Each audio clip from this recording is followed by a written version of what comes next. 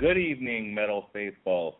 This is the Metal Hammer of Doom, and I am your host, the mandated reporter, and frankly, I'm mortified, and I've been mistreated.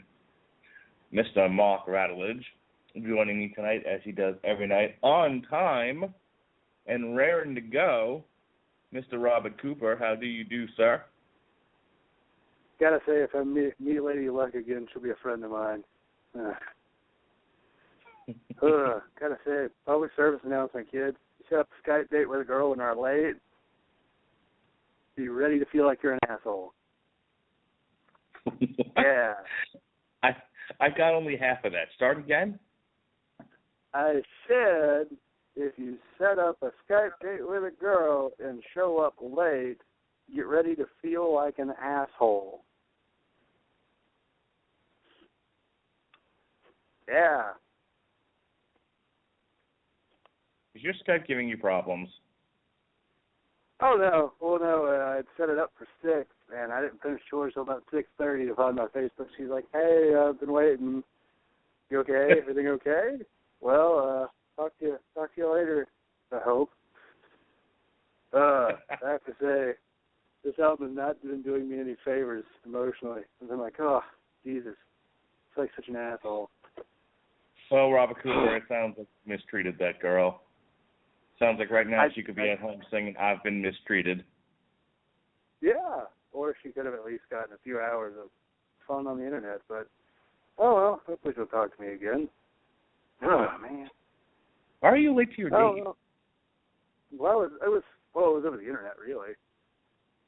No. Yeah, If you make a date to be with a woman, if you make a date to hang out with a woman, whether virtually or in person, it doesn't matter what. It doesn't matter. You still have to show up on time. You still have to put your best foot forward. Yeah.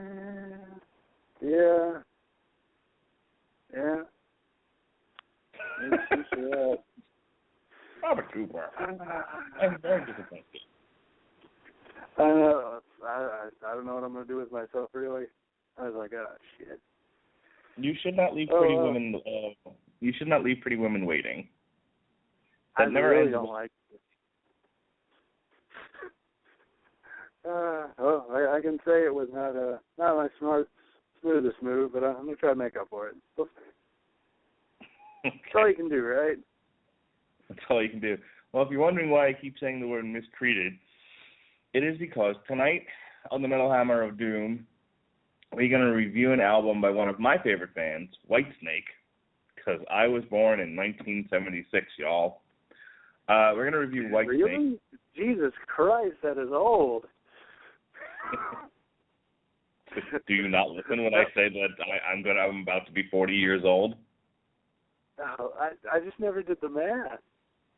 I mean, granted, 1976 wasn't that bad, but I don't know. It's just when you say it out loud, I'm just like, holy shit, he is that old. Yeah, I'm not. This isn't a gift, folks. Yeah, I love to describe our podcast as imagine me with an almost 40-year-old guy from New York who lives in Florida. There you go. It's a good description. Yeah. Or as Jed would say, imagine me, but Jewier.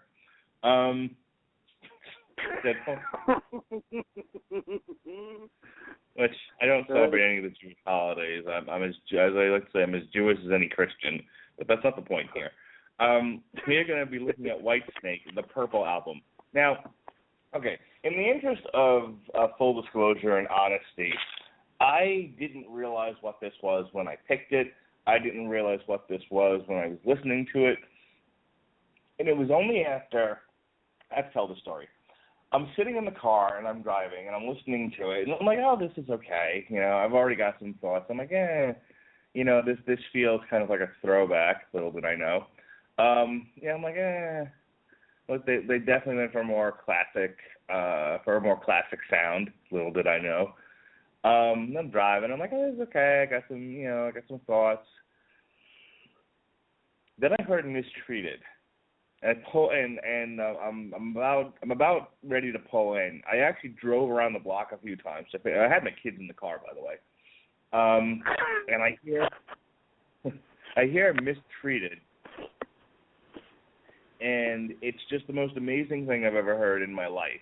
It's blues, it's sad, it's rock and roll, it's everything. It was just Dave Coverdale. I've been mistreated. Oh, yes, you have, Dave Coverdale, and so have I.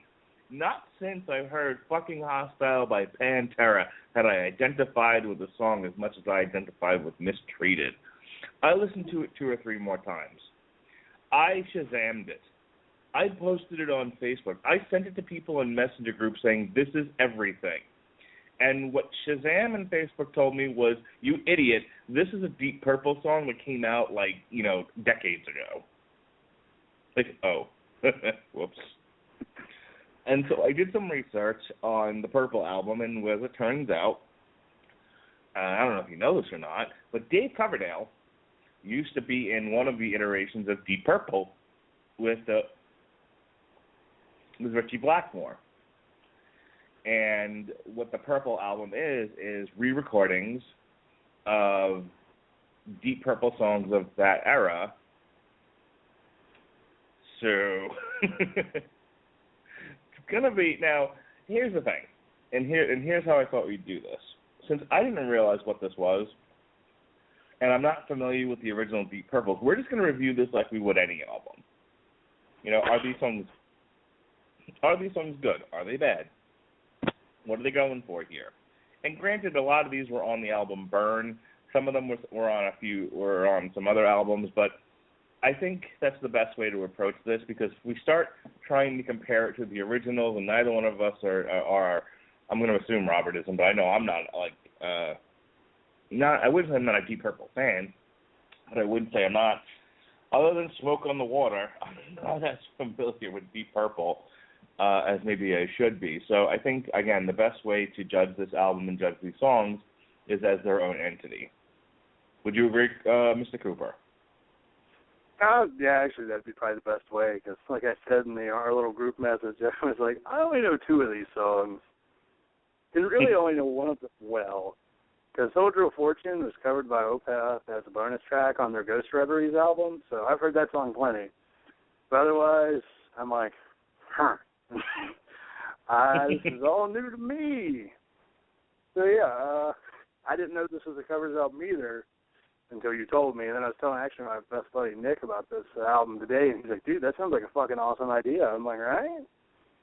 Nothing says a good time like, well, really, Coverdale covering, well, I guess really something Coverdale was on. I mean, I guess somebody's got to do it since Richie Blackmore's playing that weird-ass medieval metal in Blackmore's Night. Seriously, that band is weird. Okay. We've got 15 tracks to go through, and I'm warning BMI ASCAP right now. I'm warning Whitesnake. Come at me, bro. I'm playing all of Mistreated tonight. When we finally get there, just sit back, shut your eyes, and imagine the girl that hurt you, okay? It's 7.5 minutes of just screaming at the moon, howling at the moon, excising those demons. It's such a good song. I'm going to risk getting sued playing the whole thing. Well, hey, they never got us, they never sued us for playing all of, what was that Carcass song? Yeah. Remember that time we played a whole Carcass song? Yeah, it's all good. They're not going to sue us. Besides, can you imagine, one of the, 100, or hell, we're lucky to get 100, 70 people listening to this as, a government agent. He's like, all right, time to sue the pants off of a few assholes. Well, I think they would send us a cease and desist letter first. I would like to think they would. At least I mean, we're warning them now so they can, wait for later and sue the pants off of us. But what they don't know is that on the Radulich Broadcasting Network, we don't wear pants. Take that, be my ass cap. Okay, so Whitesnake, the Purple album, yeah? Let's talk about that. Came out earlier this year, specifically April 29th, 2015. It was recorded in Hook City, Reno, Nevada. Comes in at about an hour and 6 minutes. The albums that It's a compilation of our Bird, Come Taste the Band, and Stormbringer. We're actually going to play all 15 tracks. There were 13 on the original album. There was a deluxe edition with 2 bonus tracks, and that's got Lady Luck and Coming Home on it. We're going to play those too. So here it is. This is the first song. This is the title track from the album Burn, which came out in 1974. 2 years before I was born, people, and a million years before Robert Cooper was even a thought in anyone's mind. This is this is Burn.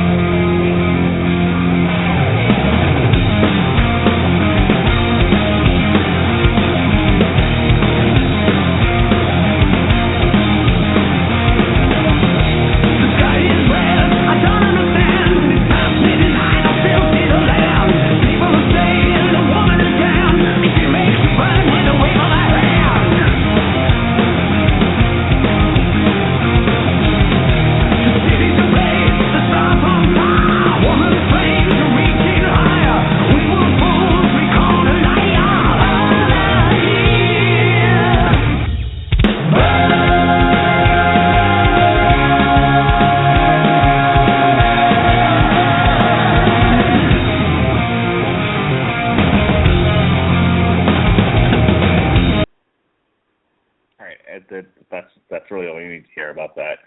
So again, we're going to play this like we've never heard these songs before. We're not going to keep harkening back to older albums. Just, what did you think of that song? Well, I mean, hey, that's fine, because I've never heard this song before, because oddly enough, well, actually both Whitesnake and Deep Purple are kind of those bands, like, I don't know if I've ever discussed bands like Motorhead and Iron Maiden. Well, not really Maiden, but bands kind of like Motorhead and Priest, and, like, I know some of their stuff really well, and I know a few songs okay, but it's not like I'm going to dive deep into their discography like I would some bands I don't know much about, because they're already kind of, there, Like, bands like that, I kind of look at them as, like, they're cornerstones. Like, I know everything I need to know about them already through, like, some singles and albums. I'm good. And really, Deep Purple, you get, what, Highway Star and Smoke on the Water. So I'm good. And, yeah, Whitesnake. They're okay. I like Whitesnake. I'm not a huge fan because I don't like hair metal, but they're okay. Anyways, this song here was pretty good. Balls to the Wall. I dug it.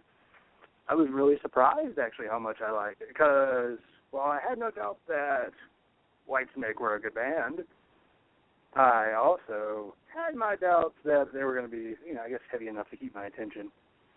And damn it, they were. It's a really, really good song, really nice opener.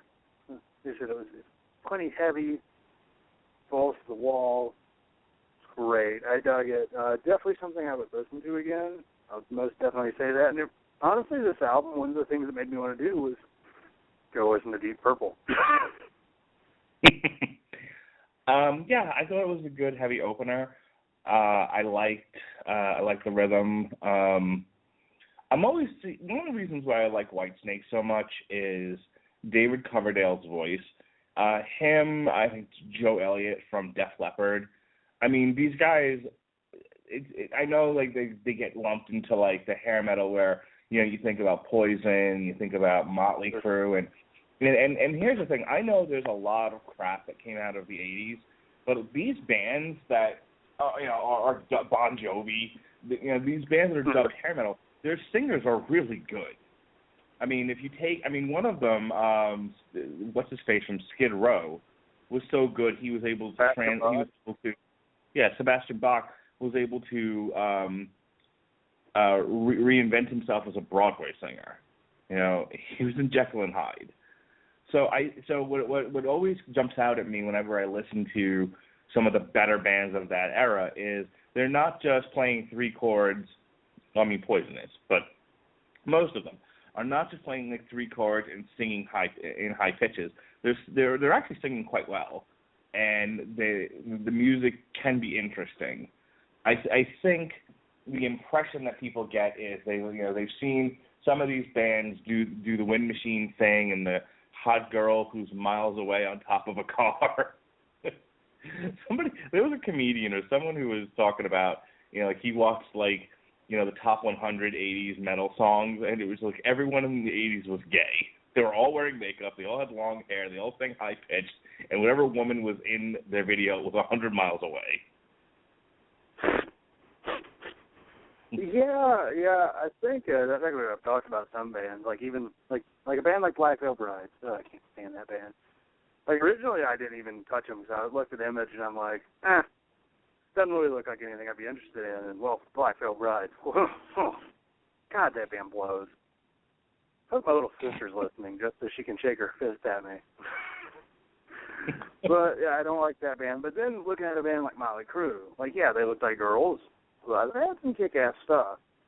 And I think that is actually something that a lot of those bands from the 80s, the hair metal bands, that's one thing they do have over really a lot of the more popular metal genres, or really against a lot of pop music, is that, yeah, the singers were good, and the songs were usually pretty fun, and the solos were usually pretty good. That's one thing I'll give them. There is a certain point where it gets kind of more pop than metal, and that's when it's a problem. Yes. But that's not going to be a problem for us tonight here. Okay, this is track 2. This is You Fool No One.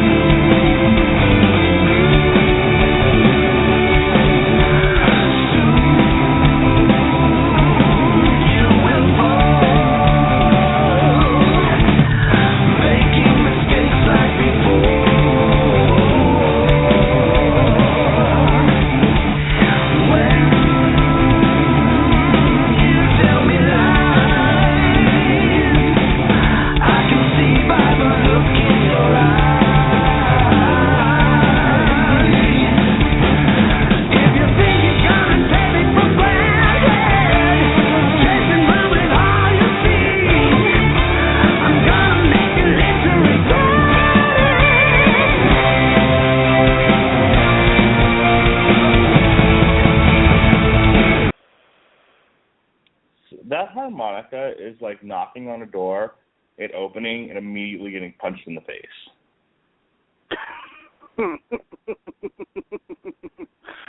Fair enough. I think I hit the button. I was like, oh, this is You Fool No One. Kabam! Yeah! And that's my harmonica sound. But yeah, I love that one. That's a good one. Certainly gets your attention with the harmonica right off the bat. And then it's got a good gallop in there, and they mean business with this song. Good stuff. Yeah, I liked it. I really liked the way it's that harmonica starting out. You can always win me over with a harmonica, unless, of course, you suck. Then you're not going to win me over with the harmonica. But usually a good song with a harmonica is only made better. Case in point, The Wizard by Black Sabbath. That's always a fun song. Always enjoy that. Yeah, this song here is a good one. Again, thought it had a nice mix to it. I liked that it was bluesier than the track before this. Yeah. Kind of a nice little difference between it. Like, we started out kind of fast and furious, balls to the wall, and then we kind of go to a bluesier sort of sound. Really shows the variation in Deep Purple's work. Apparently, that's the direction they went in during this era of Deep Purple, was to introduce a lot of blues elements into what they were doing, which would make sense as to why people they turn some heads with these songs. Because whenever I've heard people incorporate blues into hard rock or metal, it never turns out bad. I've never heard like a bad introduction of blues into metal. I just haven't. No, I don't think can't really think of many, no. Okay. Okay, now this next one's a bit silly. This next one comes from the Come Taste the Band. If you tasted either Deep Purple or Whitesnake, what do you think they would taste like, Robert? Let's see. Well, Deep Purple would probably taste like marijuana and not showering for a week. and Whitesnake would probably taste like hairspray, makeup, and well, I was going to make a joke. I'm going to make that joke. Lady juices. There you go. I win. Cool. I'm going to play Love Child. When I come back, I want to hear Bane's opinion of Love Child. Okay? Oh, really? Okay. I haven't popped Bane out in a while. You'll get Bane. Go get Bane, and let's hear the song. And then when we come back, we'll hear Bane's. I want to hear Bane's impression of Love Child.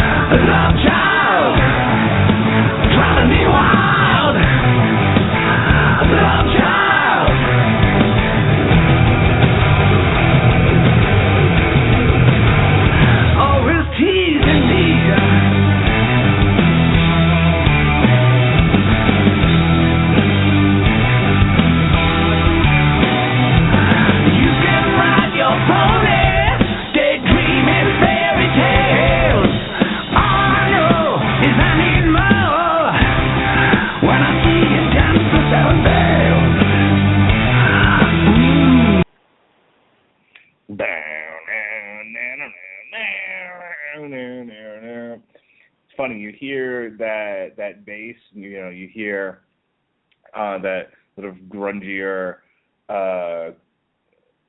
guitar styling, and then it's like, Love Child, drive me wild. Oh, boy. All right.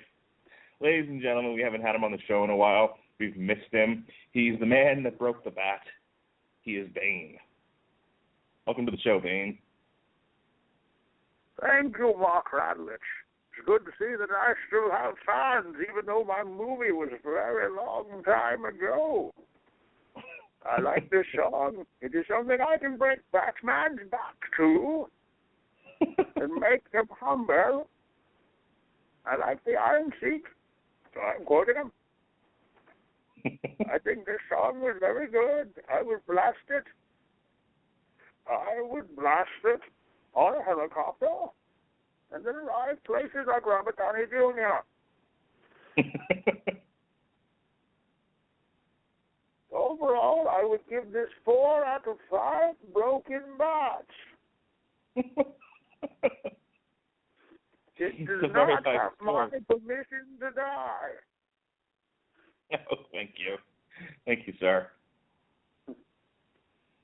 Anything else? You always end it with where he goes to break the bat or whatever that final line was. I thought that's where you were going. Kill the bat. Yeah. No, I'd actually thought of a whole lot of things to say, and then as the song went on, I kept forgetting them. Good. Religion Broadcasting, we inspired. I need to watch that movie again so I can, re-up my Bane quotes. You need to watch it at least every other week, like every off week from the show. You need to be watching it. So you're saying that one day we'll just have a long road to ruin, just have me at the end of the year. How many times have you watched this, Mr. Cooper? Well, how many weeks have we not done the Metal Hammer of Doom? Even on weeks where we're on vacation, it's like, oh, well, we're going on vacation for Christmas. All right, every Thursday your ass is watching that. Which would be a real shame, because that's 3 hours, and that's a very long time. Don't even watch the whole movie, just do a Bane edit. So you're saying I should turn on closed captions? Even better, I should put on Spanish closed captions and just repeat everything as Bane? Yeah. All right, Bane. So Love Child. Thought the lyrics were a little silly. Outside of that, I have no complaints about the song. Yeah, it had a lot of cheese to it. It did. A little cheesy. But you know what? This song is older than Methuselah in music years. So kind of like when I'm watching football with my parents and they go, he's 35 years old, and I go, fuck, that's old. And my mom gives me a really dirty look because she's about 50, and I'm like, in football years, 50 is ancient in football years. Or actually 50 is ancient, 35 is old. So I mean, like, 19 is what, 7. Does she know you're hanging out with a dirty-year-old? Does she know that you're hanging out with a dirty old man? No, she doesn't. I mean, she might. I think yes, she does. Because I said, I like doing podcasts. And most people I do them are kind of older, like maybe 30, 40. And she goes, that's creepy. I'm like, it's not like he's like come in my van. I have candy.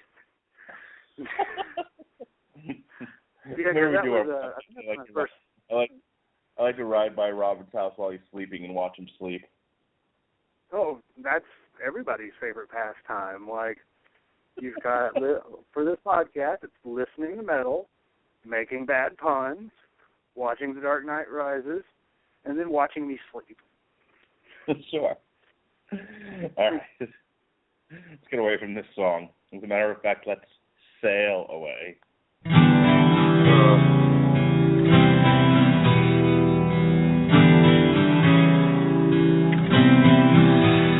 If you're drifting on an empty ocean with no wind to fill your sail, the future you're horizon, it's like searching for the Holy Grail. You feel there's no tomorrow as you look into the water below. There's only your reflection, and you still ain't got no place to go. Time will show when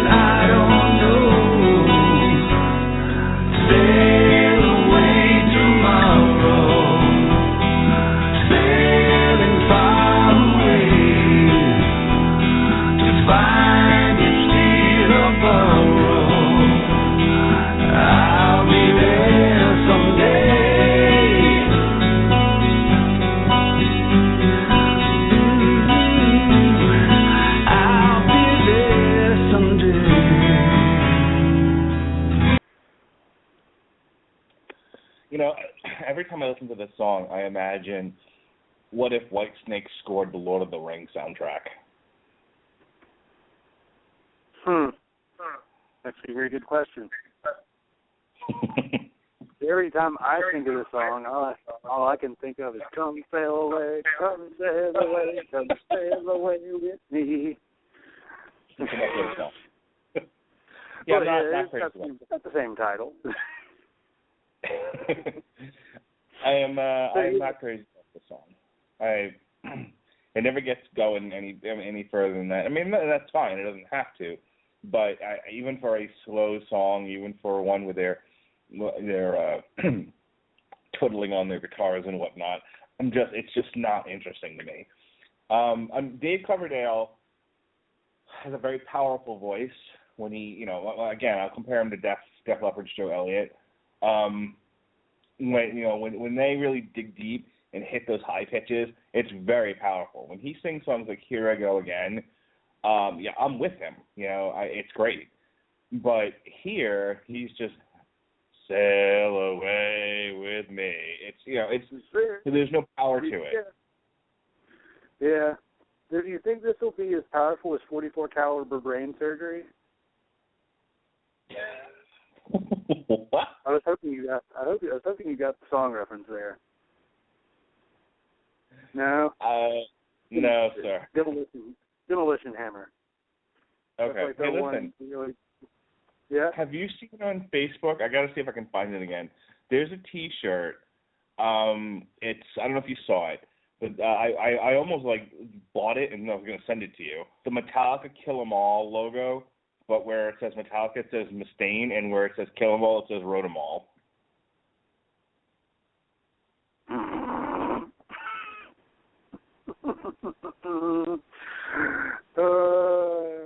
That's great. I need to find that. I'm looking to see if I can find the T-shirt now. If it is, I'll send it to you in Messenger. All right. So anyway, it's one of those crazy T-shirt companies that are always advertising on Facebook. I don't know if it's the same on your feed as it is on mine, but I have a million different. Because my wife and I, between the two of us, have bought me a bunch of different T-shirts. With really funny logos and stuff on them. So that's all that shows up on my Facebook feed now as far as advertisements.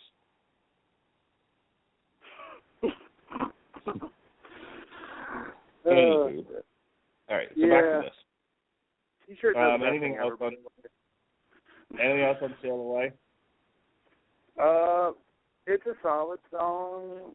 I mean, it wasn't amazing. I thought it worked okay as a ballad. I didn't necessarily find it super duper boring like you did, but I seem to handle super duper boring a little better than you do, don't I? Okay. Here's a man that couldn't even get into the fourth song of 13. Well, I mean, if there's 15 songs on here, and unfortunately, so we find this with a lot of albums that some of the quality tends to dip here and there, and there's sort of a break in in how good the tracks can be, and then we go back to form again. So let's see if that happens here. This is The Gypsy.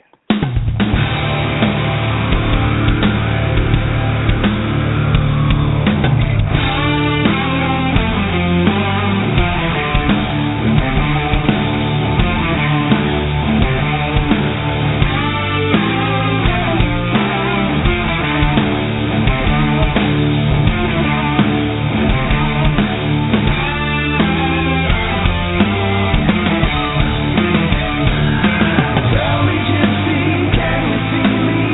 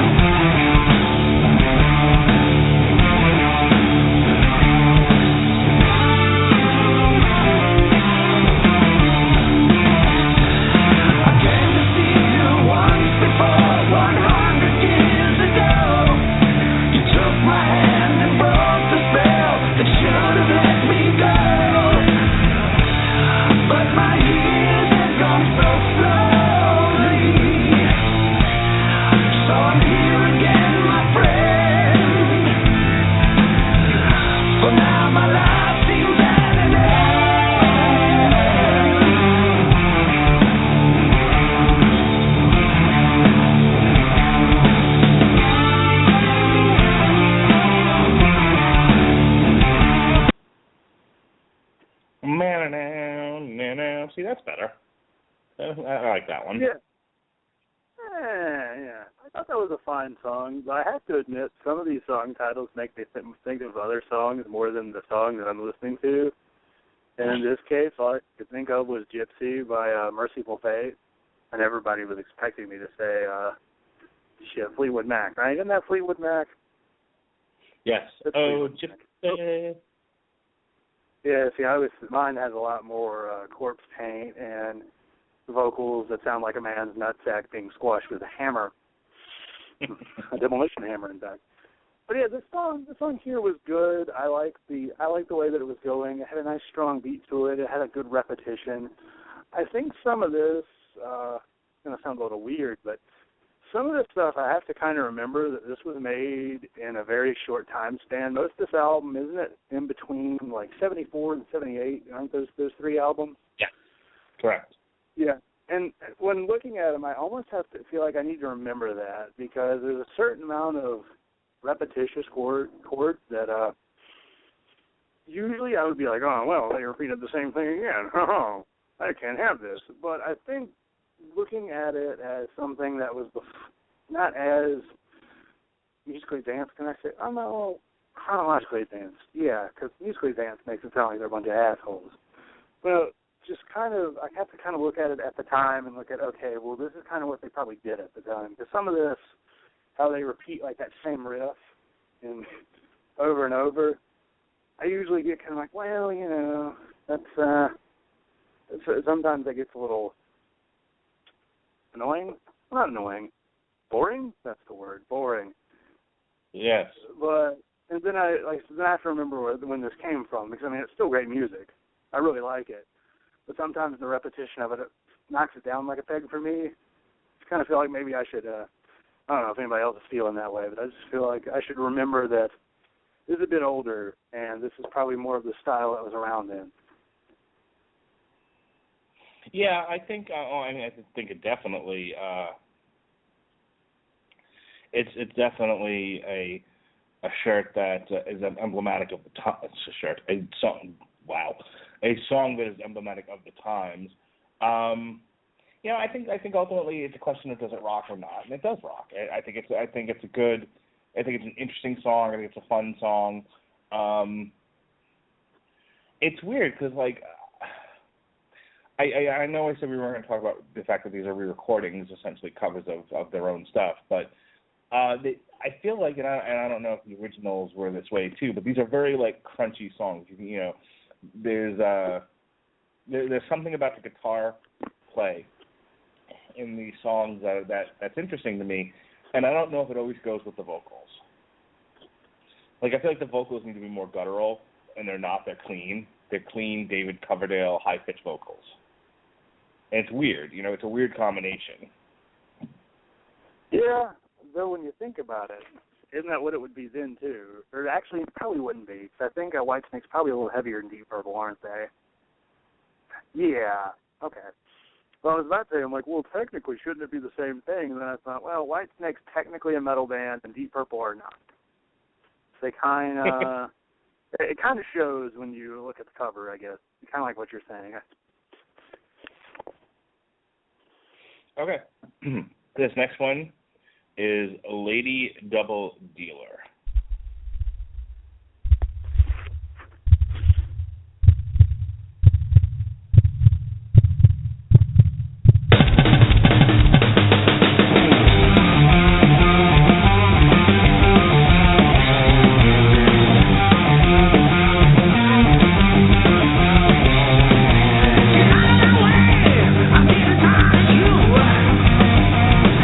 There ain't no chance doing what you wanna do.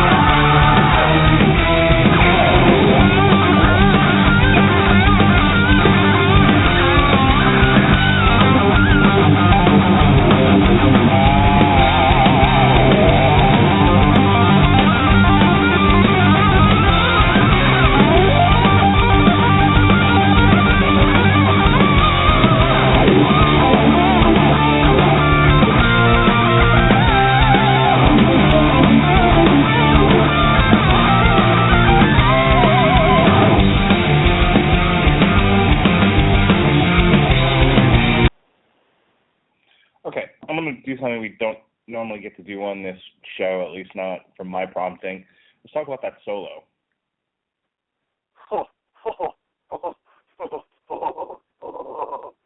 That solo was beautiful. I don't know why I just went full creepy Frenchman on that, but weird. Just listening to that over again, I'm like, oh, this solo is so beautiful. Oh, and it was. Oh, what made it beautiful, sir? Made it beautiful? Well, I mean, scale-wise, it went up and down nicely. It managed to stay fresh throughout the solo. Like, you figure solo lasting so long that it just kind of go in a circle. No, they managed to keep the solo fresh by constantly kind of switching up what they were doing. Cat, stop fucking... Fuck you, Cat. Stop eating my headphones. Asshole. Sorry. It's, stupid cat. But anyways, you managed to keep the solo really fresh and what they were doing with it. And I really appreciate that. Because I'm not going to lie, a good solo is sometimes really hard to find. Like, we review a lot of shit, and not everything does solos. And that really, well, not all of them have great solos, and that really hurts. Because I feel like in the land of breakdowns that we're in, solos have become less of a thing. Like, you won't find as many bands coming out doing solos because they don't necessarily need to have them. Because solos are one of those things that, when they're done right and they're done by somebody who can do them and keep them varied, they're great. They're amazing. I mean, look at, Rust in Peace, Ride the Lightning, The Years of Decay. Albums like that, really good thrash albums, like really good, like, traditional metal albums. They do a great job of it. But there's other bands where they just kind of drag the solo along, or they use the same solo too frequently, like that same kind of pattern, and it kind of goes in circles after a while. And I'm really fortunate to have a solo like we had on this song, gracing our ears. Oh.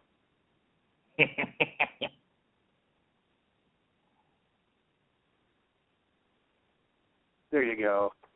There is my rambly-pambly answer to your question. I'm going to be a great teacher one day. Okay. All right. I want to talk a little bit about the charts on this.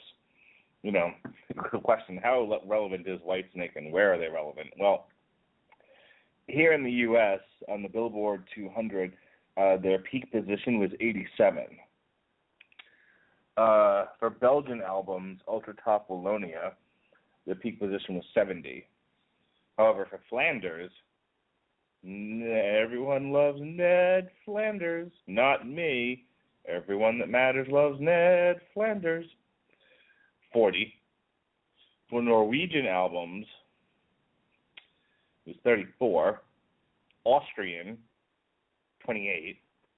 Dutch megacharts, 24. In the UK, their peak position was 18. In Swedenland, that's right, that's what Swedenland, it was 17. In Germany, 13. In Switzerland, as opposed to Swedenland, it was 11. And their peak position at number 2 in the world was on the Finnish albums chart. So yes, in Finland, Whitesnake kick fucking ass. What do you think about that, Mr. Robert Cooper? I'd say that they really finished strong. Anybody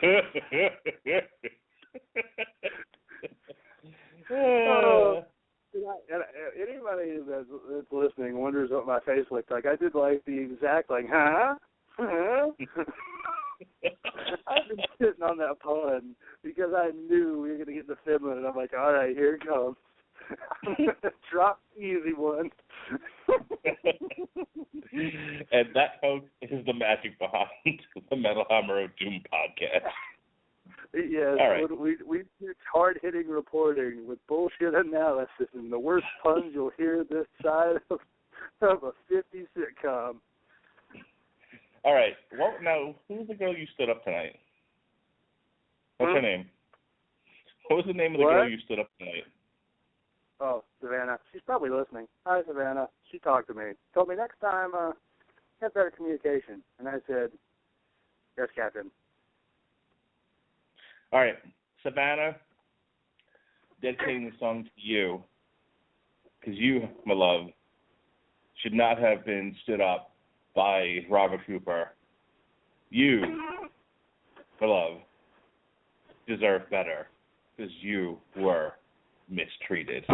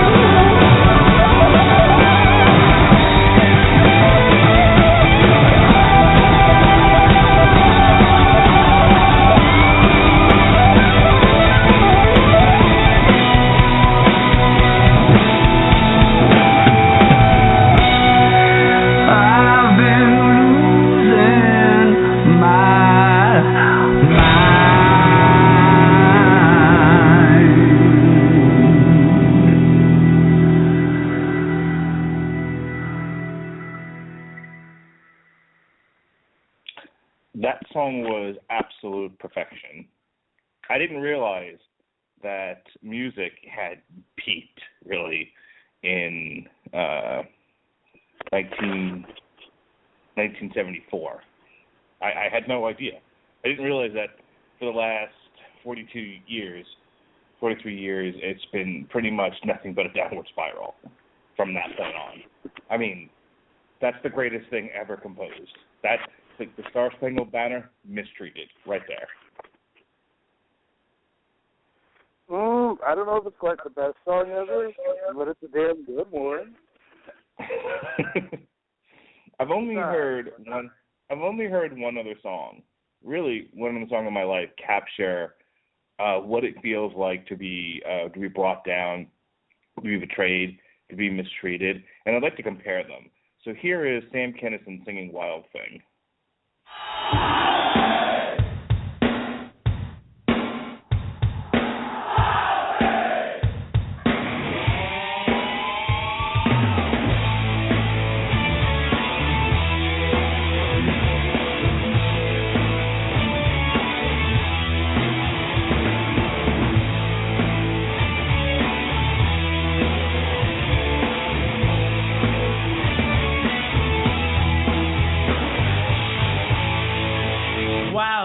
I think you move me. But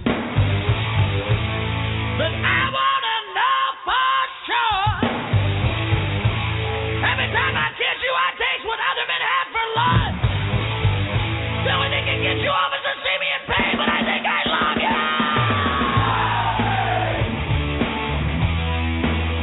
You make my heart break. You took everything.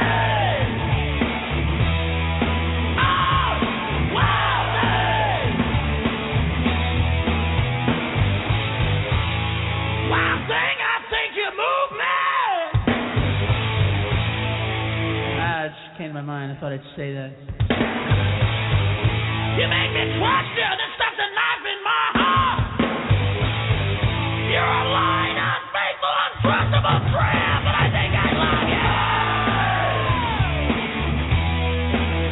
You make my heart break. You took everything. Wild thing.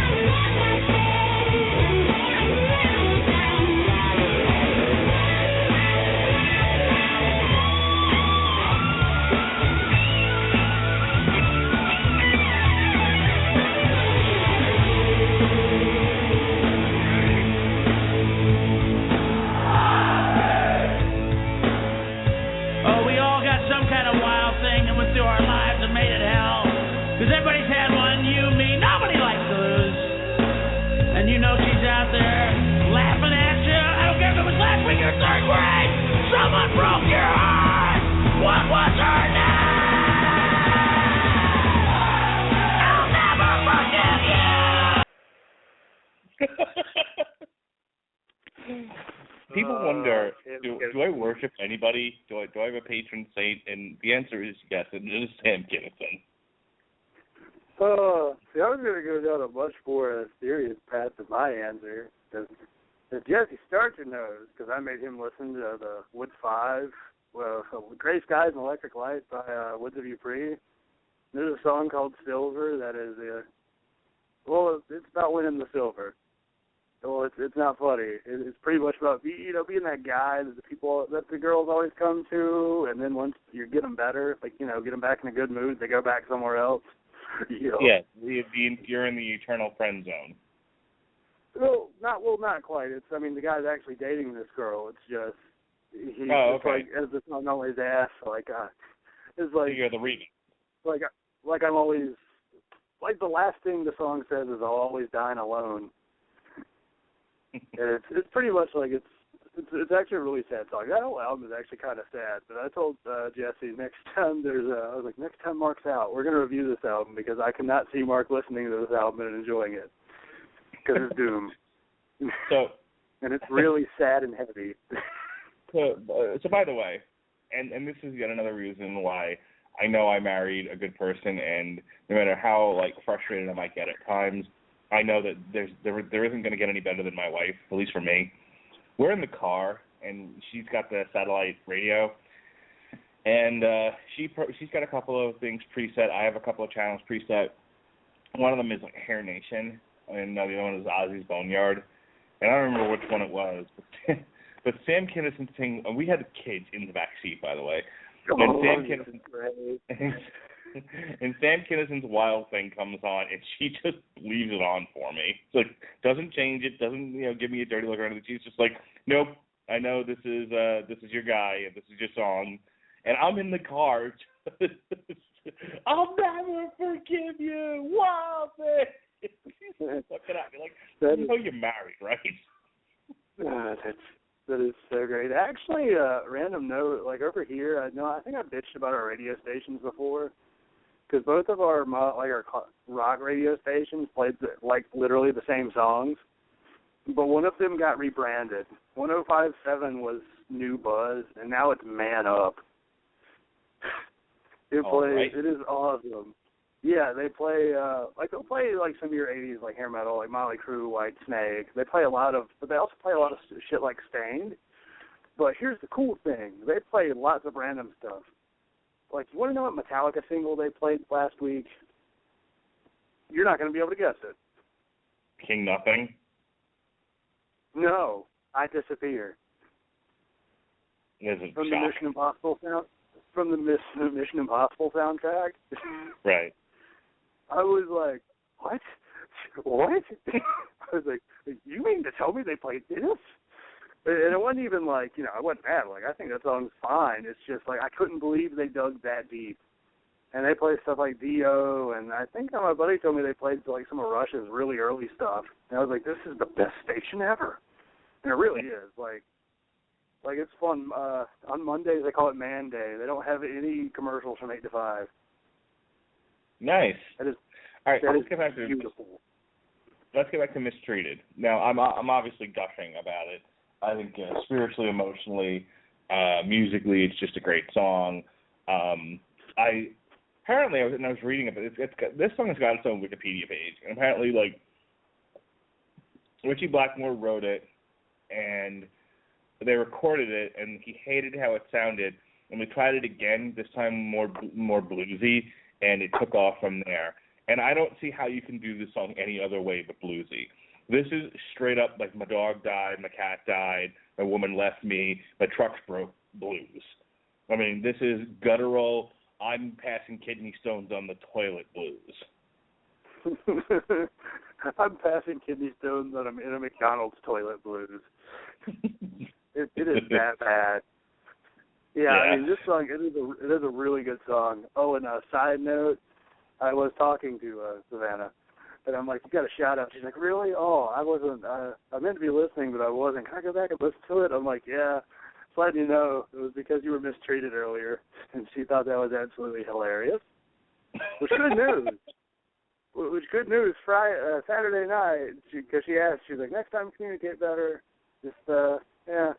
She's like, do you want to do anything next time our schedules match up? I'm like, duh. Saturday night. I ain't going to fuck it up this time. I'm going to show her New Japan Pro Wrestling. You get there early, put some deodorant on, clean your beard. Seriously, clean your beard. I can't stress this enough. If you don't take care of your beard stinks. Oh, dude, my beard smells fine. I'm just saying, make sure you...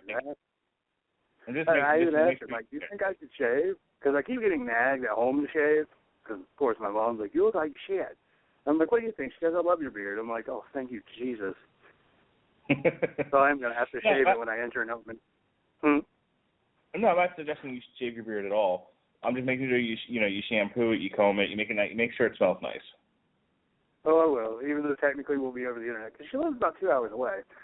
But, yeah, don't worry, I will be looking great, because I'm going to be working an 8-hour shift in, 90-degree weather, so I'm going to come home, straight home and, shower. So this is when she's not really dating this girl, she's a pen pal. Not yet. Well, Dude, she lives 3 hours away. That would be like me dating a girl in Miami. 2 hours, actually. 2 hours isn't nearly so bad. That's Did you meet her on Tinder? What? Did you meet her on Tinder? No, God, I've never been on Tinder. Jesus Christ, no. I mean, it was a dating site, but it wasn't Tinder. No, Tinder is the worst place. Tinder is the worst place for a guy like me. I'm not the worst looking thing in the world, but Tinder is a site for much more style over substance. Hey man, from what I understand, people, it's more about proximity than anything else. In boning, mostly about boning. Yeah, that's actually what that site's for. So I'm like, no, I wouldn't go meet girls on that site. That's not my thing. Let's stop where we are right now and get some religion here. This is Holy Man.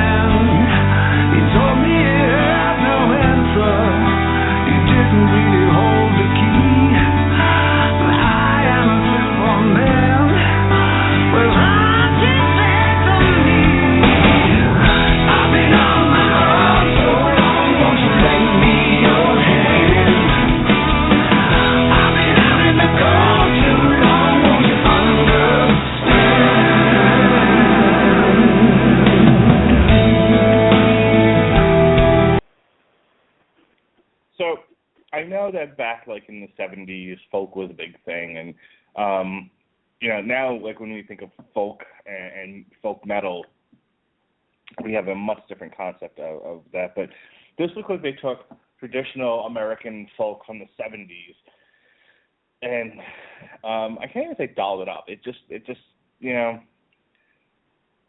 sounds like Whitesnake trying to do a folk song, and it's kind of meh. Yeah, I wasn't really that impressed or hit any sort of wham, that was really good. Because we just got done with, admittedly, probably the best song on this album, and maybe the best song Deep Purple ever did. Damn, it was good. But, yeah, this was kind of just, it was there. Though I do, yeah, as you were saying about folk metal, the reason why that's different, of course, is because it's using different countries' folk music. So I really would like to see what somebody would do with American. Well, technically, Eagle Twin have done it. They used some Native American folk music. That was different. But I think we should have more American folk. There's not bluegrass. Bluegrass. I used to be like, I could handle bluegrass because I thought it was kind of like blues. No. But bluegrass is if they took the old country and turned the twang to 11. Because back when I used to unload, back when I used to unload the Hispanics from the truck at Lowe's, I'd be stuck listening to the NASCAR race because one of my coworkers works in NASCAR. So when the race was over, it was on a station that did Bible lessons, bluegrass, old country and NASCAR. That's it. Every time the old country, the NASCAR go off, it'd start with bluegrass, and you could just hear me in the truck going, kill me. Kill me now. All right, let's move on. So this next one might just take your life.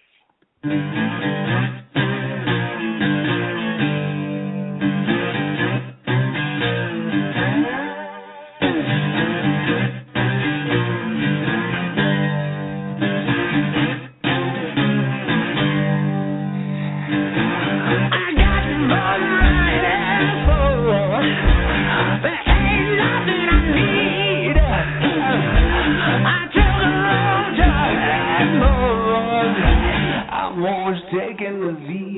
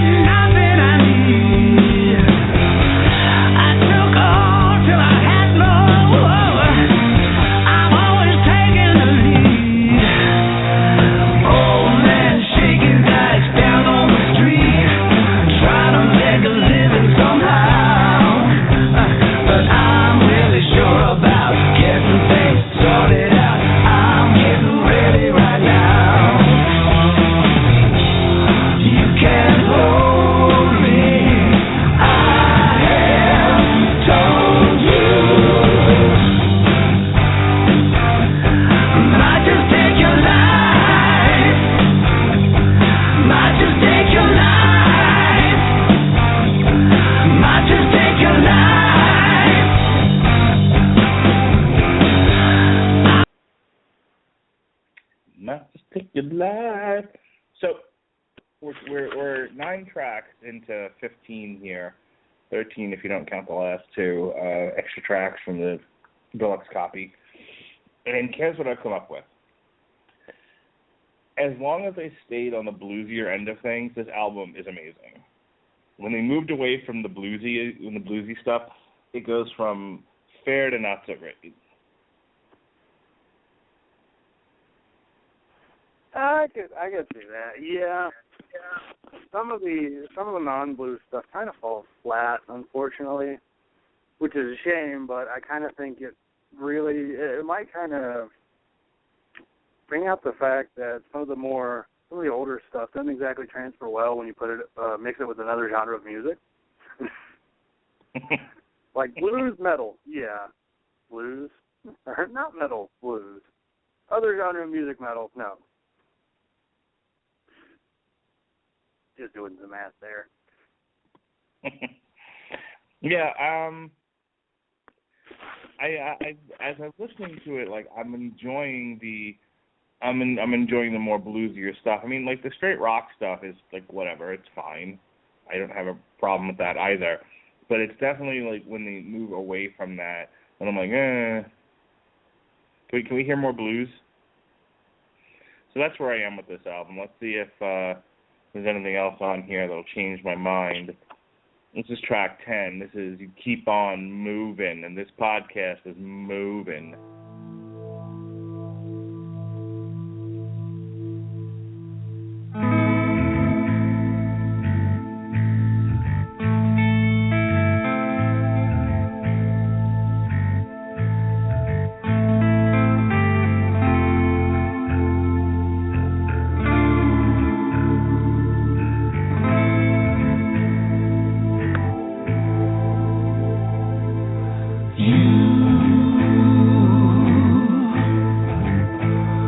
Keep on moving.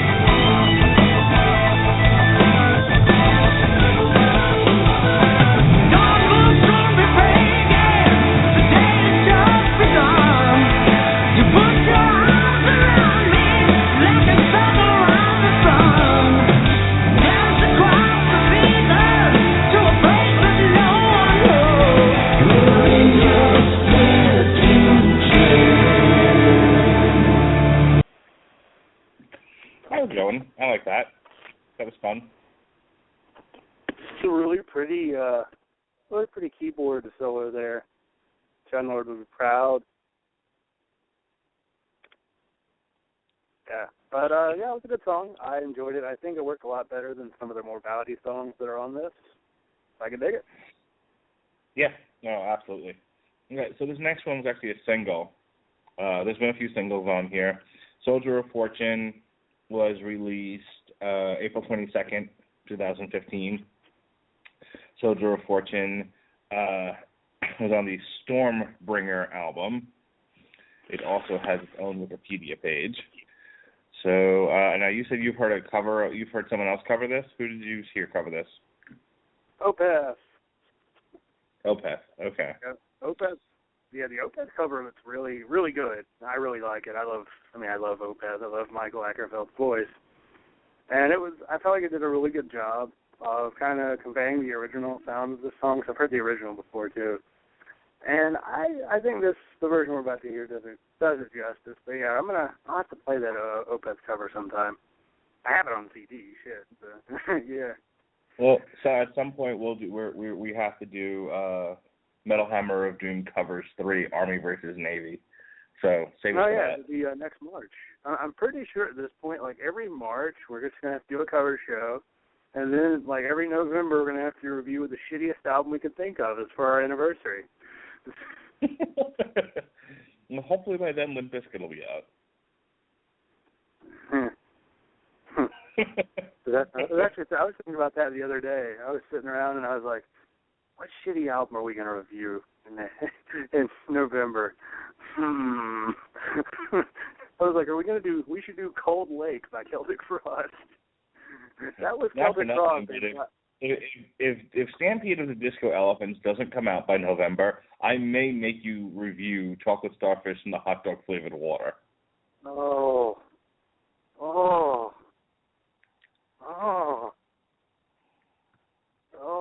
Jesus, that would make me wish to be an alcoholic. But I mean, it's an idea. See, I was going to go with Cold Lake because Celtic Frost is like a black metal band, and Cold Lake is them doing hair metal.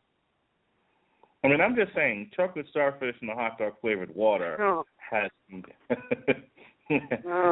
great songs on there. My Way, Rolling, Take a Look Around.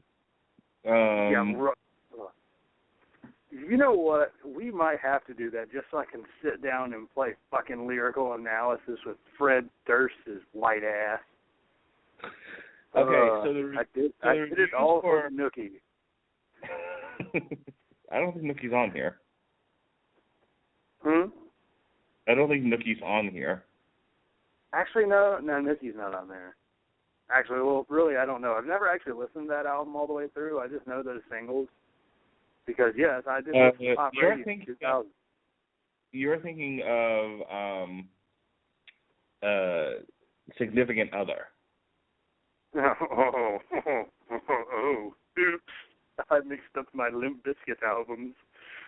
Oh, dude, you've got Nookie on here, Break Stuff, Rearranged. You've got Show Me What You Got. New metal does not age well. I bought the first Slipknot album for a friend of mine, and I found out he already had it. So I listened to it, like 2 songs, like Circle, I think it was a Circle, like the first song, and Wait and Bleed. I was like, okay. Then the rest of it, I was like, oh, God. I was like, this did not age well at all. Dude, seriously, Melody Maker gave Chocolate Starfish and the Hot Dog Flavored Water 4.5 stars. Out of what, 40? No, out of 5. Oh, wow. Somebody's fucking. Does Fred Durst hire a hooker and some coke and drink some cocaine so he could snort some lines off that woman's ass? Spin 7 out of 10. Rolling Stone 3.5 out of 5. This is why we are the only reputable people in metal. Okay, us and at this point it's us, Metal Hammer once in a while, and yeah, that's about it. Well, and maybe like some of the British magazines like Zero Tolerance and shit. What's the other one? Damn it, I can't remember the name of it. Terrorizer. Yeah, that's us. That's about the only reputable metal sites at this point. It's us. Okay. God, There has to be a best of Limp Bizkit. Oh, I'm sure there is. And I hope it includes that fucking. I hope it includes Behind Blue Eyes, just so I can hear people bitch about it. Because back when it came out, I didn't know any better. I was like, "Oh, this is a good cover. I really like this." Okay, compilation albums. Yes. There's a greatest hits. Of course, if there are 6 Faith No More greatest hits, there's got to be one Limp Bizkit. There are 3 different Limp Bizkit sections. One of them is from 2011 on Interscope Records called Icon. Of what? Jinko? It's got Counterfeit, Faith, Nookie, Break Stuff, Rearrange, Take a Look Around, Rollin', My Way, Eat You Alive, Behind Blue Eyes, and The Truth. Robert Cooper? I think we found, if Stampede of the Disco Elephants isn't out by then, I think we found our one to do for November. I don't know. I almost feel like I'm doing a greatest hits. Wouldn't that be cheap? No, we can do it. We'll see. Do you want to do an entire retrospective? Well, wait a minute now. I didn't realize that you were suggesting that we should do an entire retrospective of Limp Bizkit, album by album. Oh, that'd be testing. That would be testing my patience.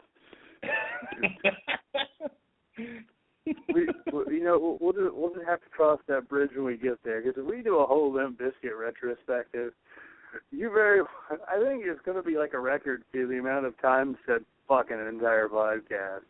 Okay. Like you would have to make it 3 hours. Okay, here's we have to do greatest hits with a Z, by the way. Greatest hits with a Z. Limp Bizkit was released in 2005, and the last song on here is a mashup of Home Sweet Home and Bittersweet Symphony. What? I have to find this now. Oh no! God, you would have to do that like a 3-hour podcast and give me extra time for the amount of just vitriol I would be spitting during that. This is going to happen. I'm putting it on the calendar. Oh, I found it. Okay. If I have to play Mistreated again, I will. It's Soldier of Fortune.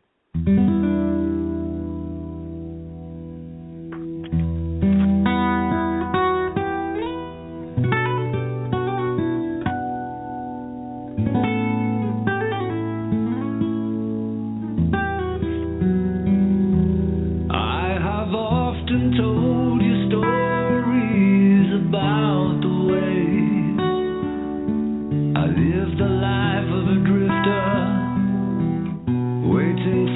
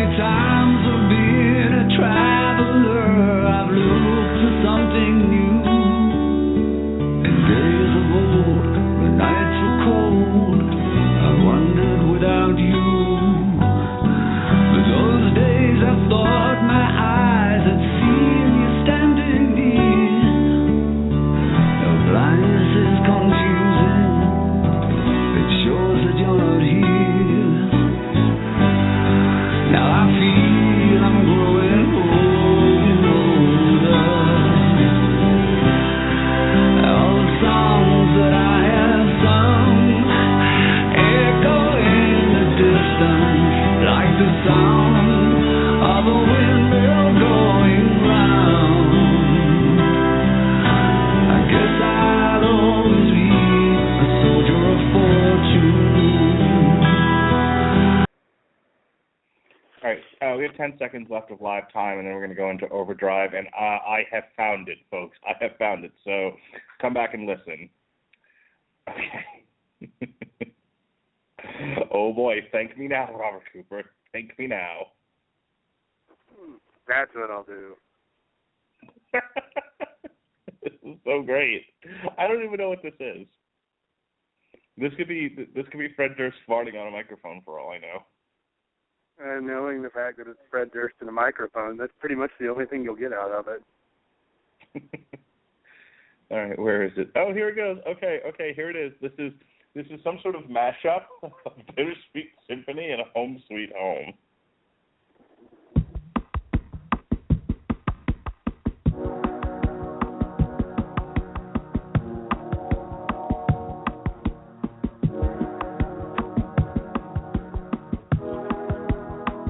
I guess I'm a dreamer, but my heart is gold. I had to run away high so I wouldn't come home low. Just when things went right, didn't mean they were always wrong. Just take this on, you'll never feel left all alone. Take me to your heart, feel me in your bones. Just one more night, and I'm coming off this long and winding road. I'm on my way. I'm on my way home, sweet home. I guess that I seem to make romantic dreams up in lights falling off the silver screen. My heart's like an open book for the whole world to read. Sometimes nothing keeps me together at the seam. I'm on my way. I'm on my way home, sweet home. I'm on my way. I'm on my way home.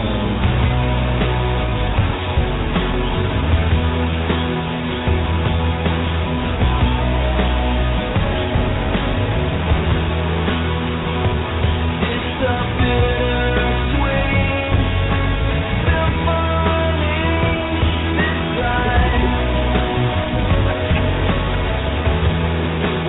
Just trying to make ends meet. You're a slave to the money, then you die.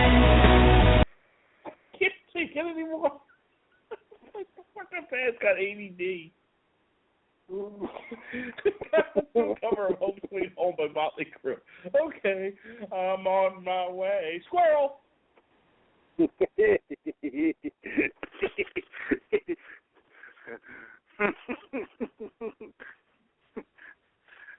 really, it's just like, I'm on my way. Huh? Maybe equivalent. Maybe his cat was chewing his headphones too. Maybe. This is the stupidest thing I've ever heard. By the way, you're in luck. I just checked Spotify, and that version of their greatest hits is on Spotify. Christ on a cracker. How many Limp Bizkit albums are there anyways? A bunch.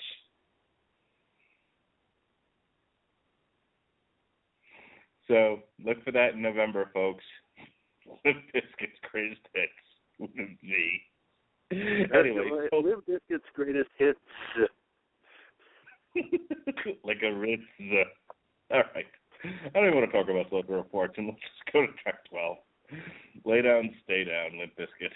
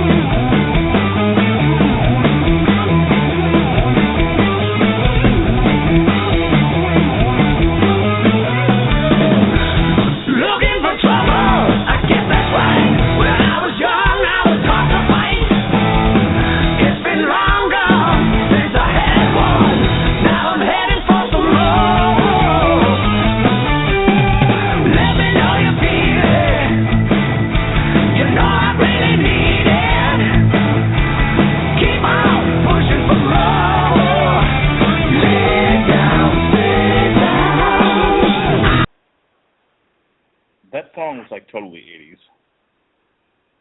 Which, granted, it came out in 1974, but it still sounds very totally 80s. Totally 80s. But hey, at least it had a really nice guitar lick to it. It did. I mean, Not complaining about it. That's it. If you, I hope you weren't complaining about it, considering what we just listened to before it. That was the greatest thing I've ever heard, and you know it.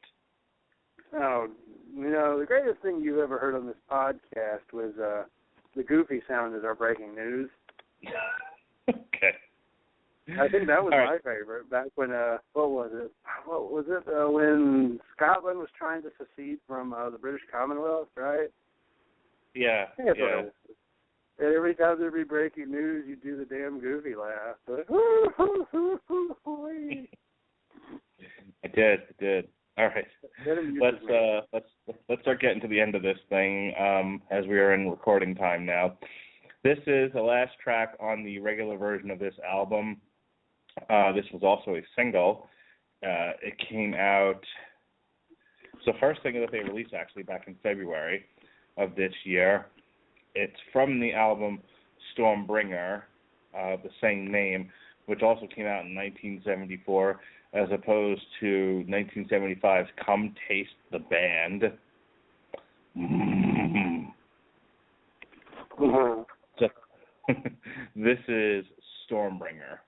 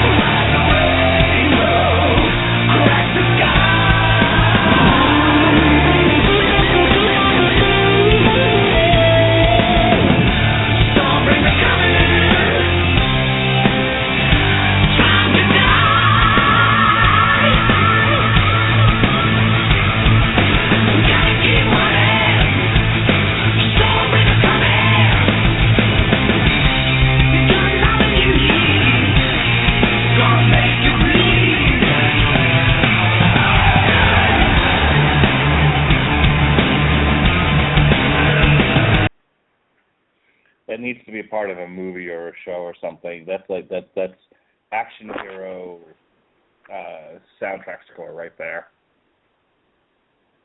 I can totally see that.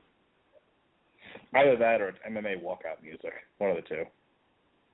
No, that's Time to Murder It. It is time to murder it. It's time to murder Limp Bizkit. Trust me, we will.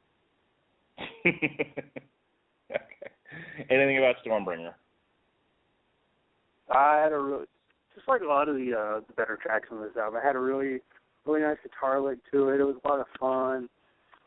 It's a good listen. I liked it. All right, so here are your two bonus tracks. This is Luck Be a Lady Tonight. No, this is Whitesnake singing Lady Luck. Lady Luck, of course, was on the album Come Taste the Band, and it was written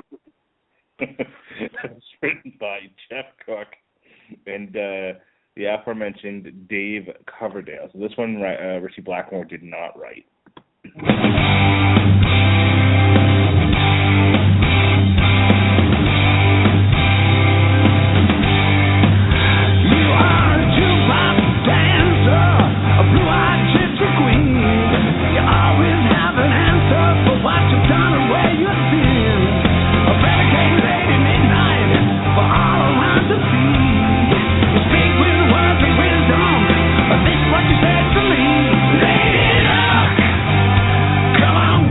What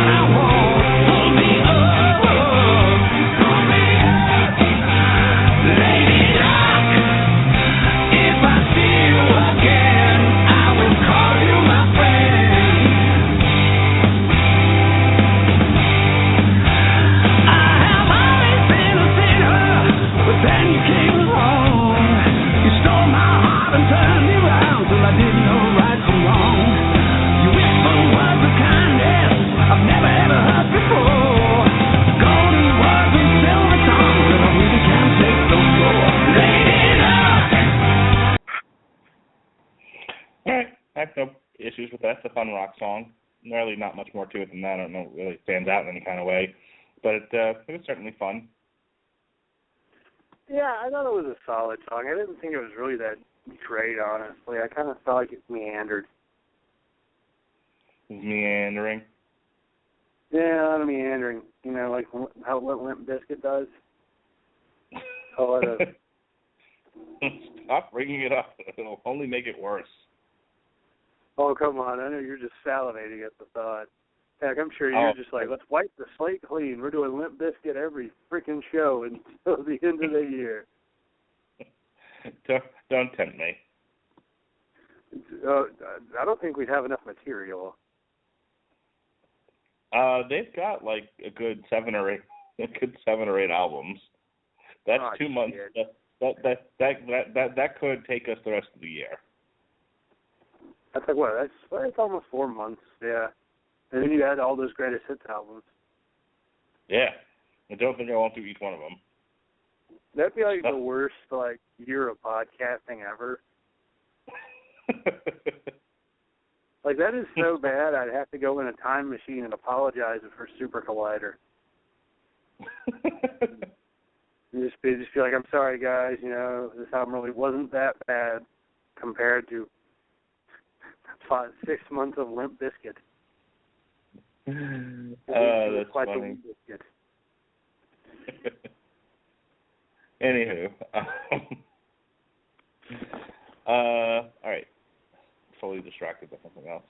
All right, so let's move on to the last track here and close out this show. This is Coming Home, Taking Us Home.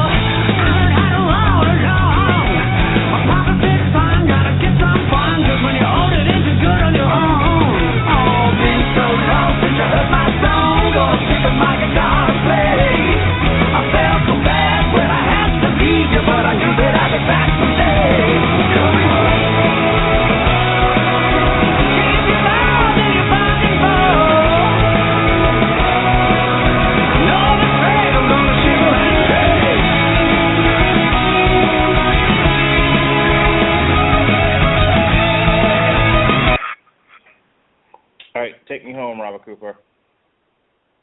Home sweet home? I had to bring him up one more time. Anyways, yeah. The track here, I thought it was solid. It was a lot better than the one before.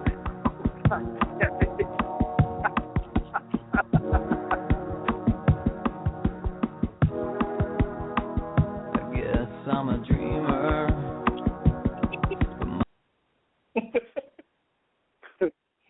I was wondering, like, why is it so quiet? And then I'm like, oh, no, he's doing it. I took a second to realize I was playing music over you. Yeah. Oh, I just started screaming over it.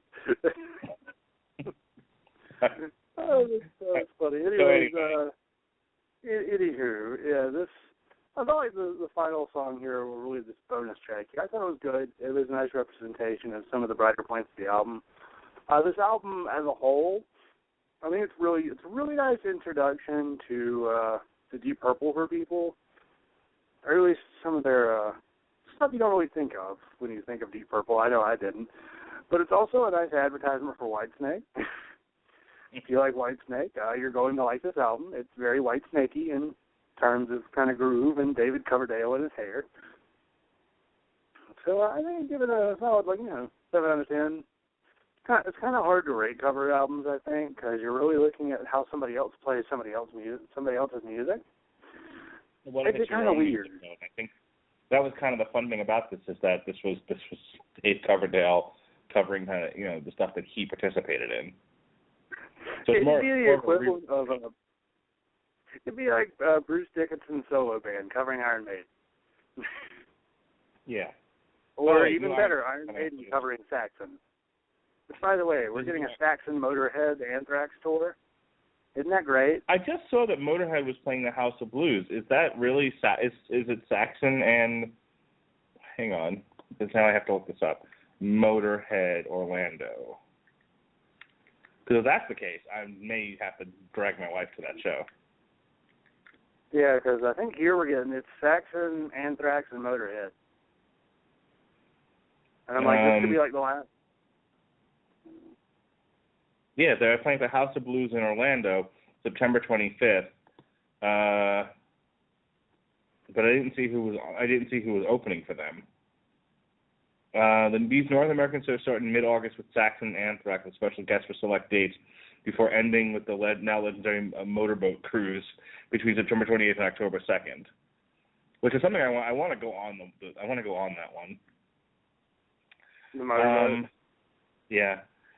Okay, so the Orlando show is the last show. That's September 25th. So did I read that right? That's not going to be that then Saxon and Anthrax are not going to be on those shows? I'd say for select dates. I'm not sure if there's like what dates those will be. I'll have to look because now I'm worried. So I was like, oh boy, I can't wait for. So I'm hoping to go to that show because it's actually one of the really good shows we're going to be getting. We're also getting Symphony X and Overkill. That'll be real fun. Yeah, there's new Stradivarius coming out very soon and new SoFly, by the way. Ooh, yeah, we're just having more things. I told Jesse that I wish I would have looked at the metal schedule earlier because instead of Unleashed, I would have had you doing Psy. Okay. So I'm just looking at what the Anthrax tour is for on Polestar, and they're playing Baltimore Saturday, September 19th with at the Shindig.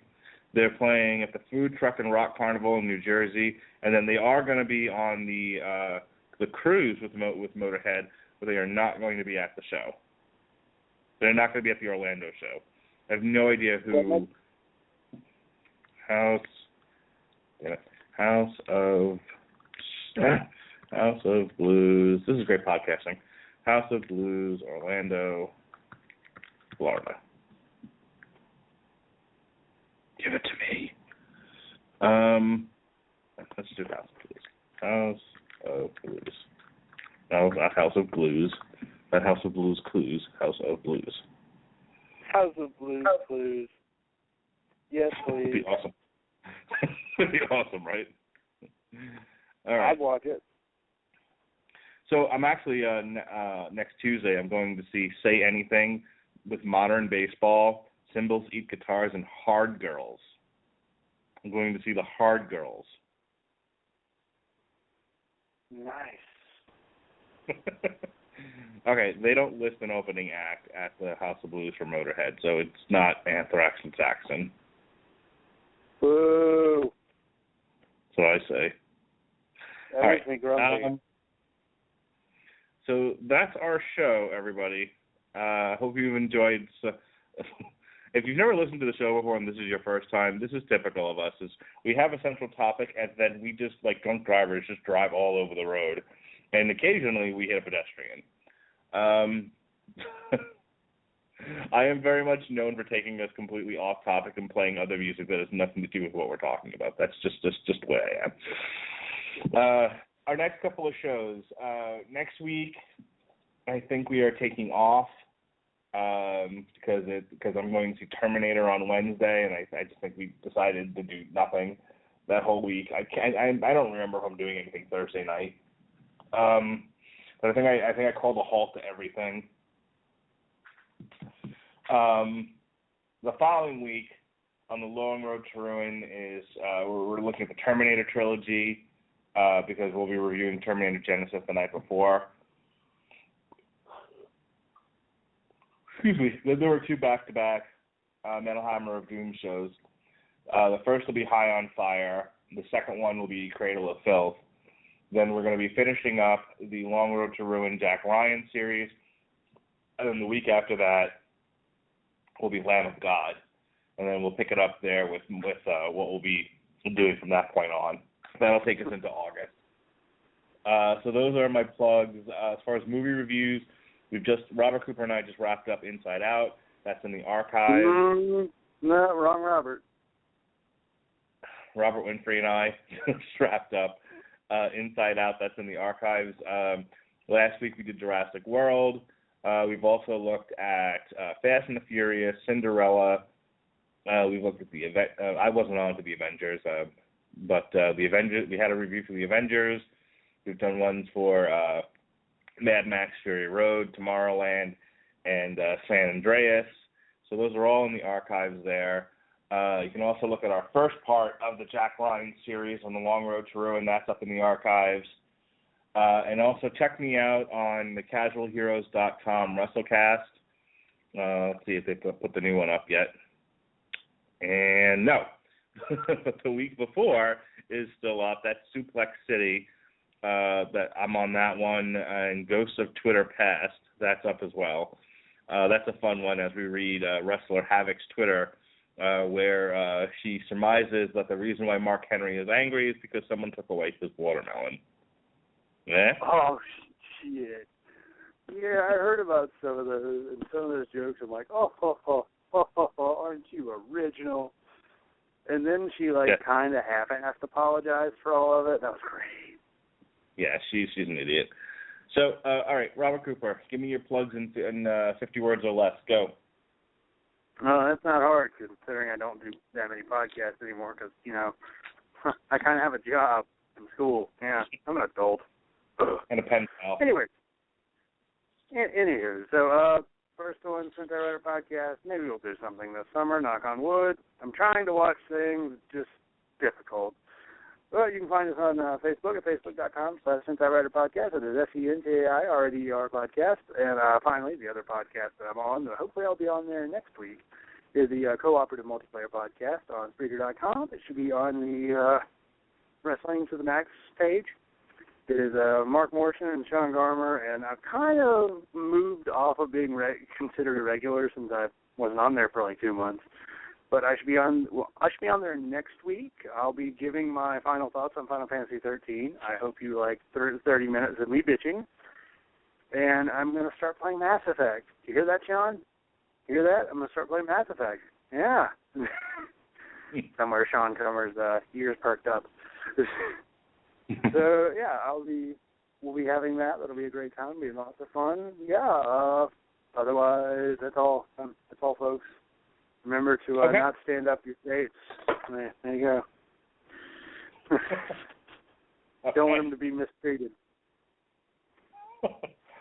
Okay. For Mr. Robert Cooper, for Sam Kinnison, someone broke your heart. What was her name? Oh, Sam, someone hurt you. Someone hurt you bad when they hit you with a car. I am your mandated reporter, Mr. Mark Radulich. This has been the Metal Hammer of Doom. Be well, be safe,